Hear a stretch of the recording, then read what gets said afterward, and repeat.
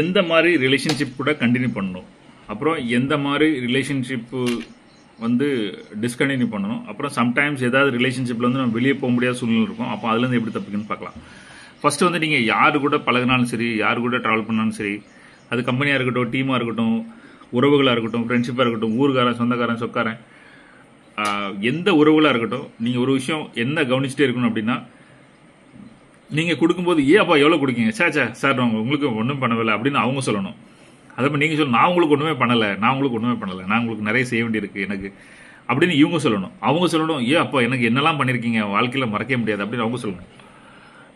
அதாவது நமக்கு கொடுக்கறது நிறைய கிடைக்கி, எனக்கு நிறைய கிடைக்கி, ஐயோ இவங்க எனக்கு இவ்வளோ தராங்களா, எனக்கு இவ்வளோ பாசமாக இருக்காங்களா, என்ன செய்கிறாங்களா அப்படின்னு அவங்க நினைக்கணும்.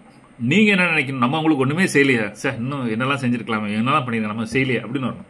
எங்கேயாவது ஒரு இடத்துல வேணாலும் தரமாட்டேங்க, நமக்கு நிறைய சர்வீஸ் கொடுக்க மாட்டேங்கானே, செய்ய மாட்டேங்கானே, நம்மளுக்கு அது தரமாட்டேங்கானே அப்படின்னா அவங்ககிட்டையும் கவனமாக இருக்கணும்.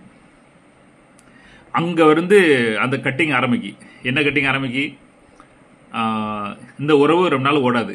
ஏன்னா அவன் ஆள ஆரம்பிச்சிட்டான், எனக்கு இது கிடைக்கல, காராட ஆரம்பிச்சிட்டான், எனக்கு கிடைக்கல அப்படின்னு. அதே மாதிரி நம்ம வந்து இவன் என்னடா நமக்கு தரமாட்டேங்கானே, இவன் நமக்கு சரியான சர்வீஸ் கொடுக்க மாட்டேங்கான், நிறைய நமக்கு ஹெல்ப் பண்ண மாட்டேன், நிறைய விஷயம் பண்ண மாட்டேங்கானே, நம்ம என்ன கொடுக்கணும், இவன்ட்டு வந்து ஒன்றும் வர மாட்டேங்க அப்படின்னு அங்கே இந்த இடத்துல அந்த இடத்துல பிளவுபடும்.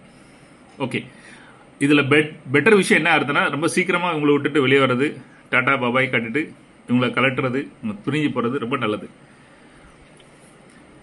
2 பேருக்கும் நல்லது. இல்லைனா 2 பேருமே வழியில் வேதனையில் போயிடுவாங்க. ஓகே, 2வது பாயிண்ட் வரும். சரி, இது வந்து நம்ம தப்பிச்சிடலாம். ஆனால் சில உறவுகளை வந்து நம்ம தப்பிக்கவே முடியாது. For example husband and wife, குழந்தைங்க, அம்மா அப்பா, சிதப்பெரியப்பா, எங்கேயாவது நம்ம இருப்போம், எங்கேயாவது வேலை பார்ப்போம், ஏதாவது இருப்போம், காலம் ஃபுல்லாக இவங்க கூட தான் இருக்கணும் ஒரு முடிவு வந்துடும். அப்போ அந்த இடத்துல என்ன பண்ணலாம்? ஏன்னா அது கலண்டுக்கலாம், வெட்டினா வெட்டி விடலாம். சில இடத்துல வெட்டி விடாத மாதிரி வெறும் குழந்தைங்க இருப்பாங்க, ஹஸ்பண்ட் அப்படி இருப்பாங்க, ஒய்ஃப் அப்படி இருப்பாங்க, இவங்களை விட்டு நம்ம பிரிய முடியாத சூழ்நிலை இருக்குன்னா என்ன பண்ணலாம் அப்படின்னா, ஒரு பாலிசி படைப்பு என்னன்னா, கொடுத்துக்கிட்டே இருக்கணும். எதுக்கு? என் கடமை, என் கமிட்மெண்ட்டு, என் சூழ்நிலை,